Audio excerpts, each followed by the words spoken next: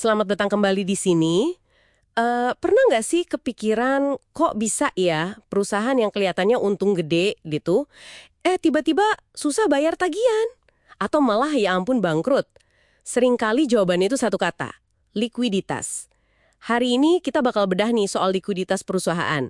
Sumber kita kali ini dari buku Key Management Ratios oleh Ciaran Walsh. Kita fokus ke bagian tiganya ya yang memang ngebahas soal ini. Jadi misi kita hari ini simple aja. Bantu Anda ngerti apa itu likuiditas, gimana ngelolanya, dan kenapa sih ini penting banget buat dipahami. Oke deh, langsung aja ya.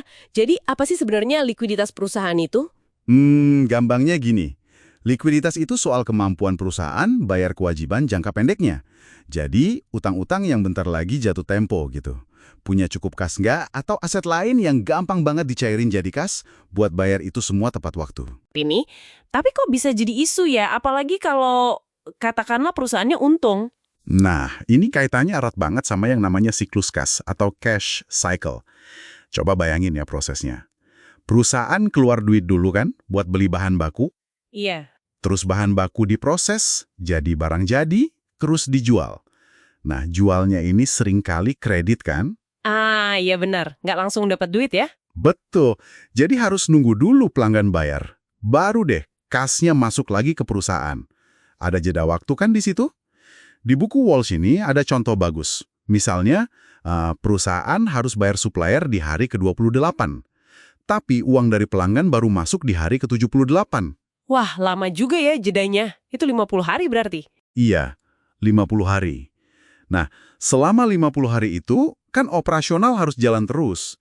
Gaji karyawan, biaya lain-lain. Kebutuhan dana selama jeda itu yang ditutup pakai modal kerja. Semakin gede penjualannya, ya semakin gede juga butuh modal kerjanya. Masuk akal, masuk akal.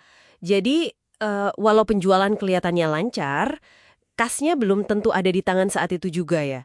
Terus gimana cara kita tahu nih, perusahaan ini punya bantalan kas yang cukup apa enggak? Ada ukurannya gitu. Ada. Ada beberapa rasio kunci buat ngukurnya. Yang paling umum, paling dasar itu namanya current ratio atau rasio lancar. Ini ngebandingin total aset lancar, ya isinya kas, piutang ke pelanggan, sama persediaan barang, dibandingin sama total kewajiban lancarnya, utang jangka pendek lah. Semakin tinggi rasionya berarti makin bagus gitu ya? Secara teori sih gitu. Makin tinggi, makin dianggap mampu bayar utang jangka pendeknya. Tapi, bentar deh. Kalau persediaan barang gimana? Kan nggak semua barang bisa langsung laku jadi duit kan? Apalagi kalau musiman atau gimana gitu. Nah, tepat sekali. Itu dia salah satu kelemahan current ratio. Makanya ada ukuran lain yang lebih ketat. Namanya quick ratio, atau sering juga disebut acid test ratio. Acid test, tes asam. Kok seram namanya? Iya, maksudnya pengujiannya lebih keras gitu. Di rasio ini, nilai persediaan kita keluarin dari perhitungan aset lancar. Jadi rumusnya itu, kas ditambah piutang, dibagi kewajiban lancar. Lebih fokus ke aset yang benar-benar cepat cair. Sumber kita menyebutin, rata-rata quick ratio itu di kisaran 0,9 kali. Oh, di bawah 1 dong ya? Iya, artinya aset yang paling liquid itu pun kadang belum cukup buat nutup semua kewajiban jangka pendeknya. Kalau rasionya bisa di atas 1,0, nah itu baru dianggap kuat. Tapi kalau di bawah 1 ya itu kayak lampu kuning lah. Maksudnya?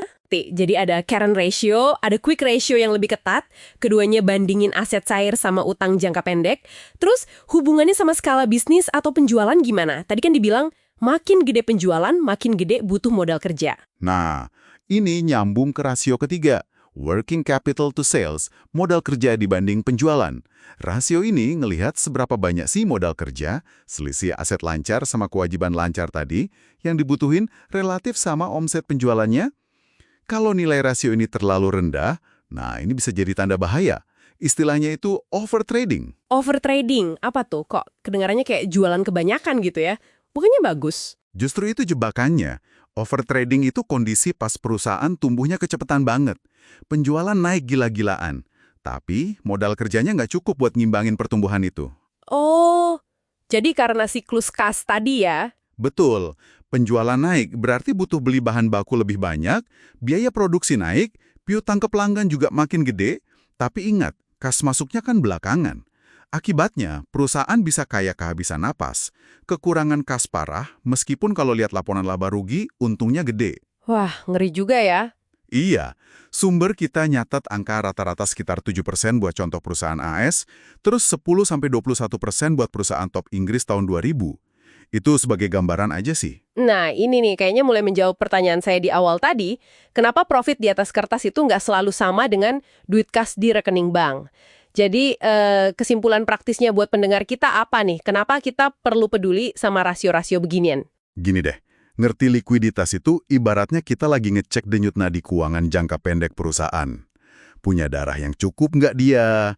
Cashnya cukup nggak buat hidup dari hari ke hari? Buat bayar gaji, bayar supplier gitu ya? Iya, bayar gaji, bayar supplier, nyicil utang bank. Ini penting loh, bukan cuma buat investor atau bank aja. Kalau Anda karyawan, ya pasti pengen tahu kan perusahaan tempat kerja stabil nggak? Kalau Anda supplier, jelas pengen tahu tagihan bakal dibayar lancar apa nggak? Bener juga. Risiko gagal bayar itu beneran ada, dan sering banget akarnya ya di masalah likuiditas ini. Oke, jadi intinya likuiditas itu soal kemampuan bertahan hidup perusahaan dalam jangka pendek ya. Kita udah lihat gimana siklus kas itu bikin butuh dana terus, dan gimana rasio-rasio kayak current ratio, quick ratio, sama working capital to sales bantu kita nilai sehat atau enggaknya. Nah, ini balik lagi ke pertanyaan di awal tadi. Mungkin bisa jadi bahan renungan juga buat Anda di rumah. Gimana sih persisnya, laba yang ada di laporan laba rugi itu bisa beda banget sama jumlah kas yang beneran dipegang perusahaan? Iya juga ya. Coba pikirin deh, kapan pendapatan itu dicatat secara akuntansi, dibanding kapan duitnya benar-benar masuk ke rekening. Ngerti bedanya? Ini kunci banget buat lihat kondisi finansial yang sebenarnya.